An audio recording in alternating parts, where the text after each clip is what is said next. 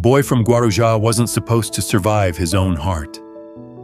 Doctors told his family he might never run, never fight, never live a normal life. They were wrong. Decades later, that same boy would stand in the middle of an octagon, gold wrapped around his waist, screaming to a crowd that once counted him out. This is the story of Charles Oliveira, the story of do Bronx. Charles Oliveira was born in 1989 in Guarujá, a coastal city in São Paulo, Brazil. His family had almost nothing. Money was scarce. Meals were never guaranteed. Life in his neighborhood was hard, so hard that locals nicknamed it the Bronx, after the tough streets of New York. But before poverty became his biggest obstacle, his own body turned against him. As a young child, Charles was diagnosed with a serious heart condition. Doctors believed his heart was too weak for physical activity. They told his parents he might never be able to play sports like other kids. For most families, that would be the end of the story. For the Oliveiras, it was the beginning. Determined to strengthen his heart, his family pushed him toward martial arts. Not for glory, not for fame, just to help him survive. He started training. Slowly, his body responded. His heart grew stronger, and something inside him changed too. But surviving his childhood was only the first battle. Growing up in the Bronx meant temptation was everywhere. Crime, violence, easy ways out that led nowhere good. Charles could have disappeared into that world. Many kids around him did. Instead, he found something else to hold on to: jiu-jitsu. He trained with a hunger that surprised his coaches. Long hours, empty pockets, no guarantees, just the mat and the will to escape the life he was born into. His talent was undeniable.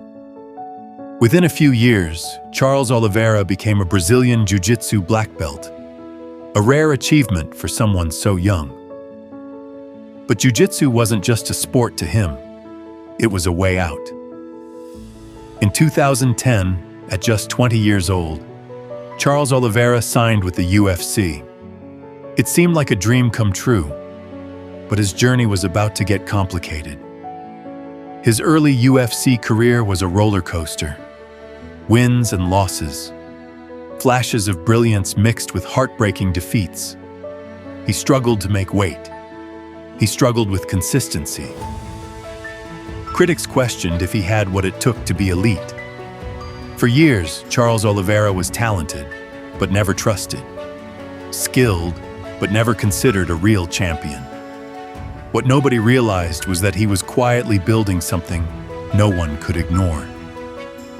Fight after fight, he was setting UFC records for finishes and submissions, becoming one of the most dangerous men to ever step into the cage. But records alone don't make you a champion. And Charles still had one more mountain to climb. Then, everything changed. In May 2021, at UFC 262, Charles Oliveira stepped into the octagon against Michael Chandler for the vacant UFC lightweight championship. This was the moment that would define his career. He fought through adversity in that bout, absorbing punishment before turning the tide completely. In the second round, he finished Chandler by strikes. Charles Oliveira, the boy with the weak heart, the kid from the Bronx, was now UFC lightweight champion of the world. The victory alone was historic, but what came next proved it wasn't luck. He defended his title against Dustin Poirier, submitting him in devastating fashion. Then against Justin Gaethje, one of the most feared strikers in the sport, finishing him as well. Nobody could solve Charles Oliveira. He was rewriting what people thought was possible for a fighter once considered too inconsistent to lead a division. But even legends face setbacks. In October 2022, Charles Oliveira lost his title to Islam Makhachev, a dominant wrestler who neutralized his game. It was a heartbreaking defeat, especially coming so close to becoming the undisputed face of the division. For a lesser man, this might have been the end. But Charles Oliveira had already survived far worse than a loss inside the cage. He kept fighting, kept evolving, kept proving that his story was bigger than any single belt. So why does Charles Oliveira matter so much in the history of this sport? Because he represents something rare in combat sports. Not just talent, but survival. He holds UFC records that may never be broken. Records for most submission wins and most total finishes in company history. But more than the numbers, it's the story behind them. Every fight he wins, he isn't just fighting an opponent. He's fighting the odds that were stacked against him since childhood. A weak heart, a poor family, a dangerous neighborhood, a sport that doubted him for years. Charles Oliveira didn't just become a champion. He became proof that where you start doesn't have to determine where you finish. Today, young fighters across Brazil look up to him, not just for his skills on the mat, but for what he represents.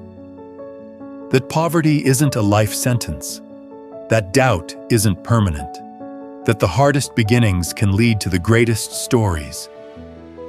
Charles Oliveira's journey is far from over, but even now, his legacy is already secure, not just as a champion, but as one of the most resilient warriors this sport has ever seen. If you enjoy stories like this, subscribe. Because legends aren't remembered only for the belts they win. They're remembered for the obstacles they overcome.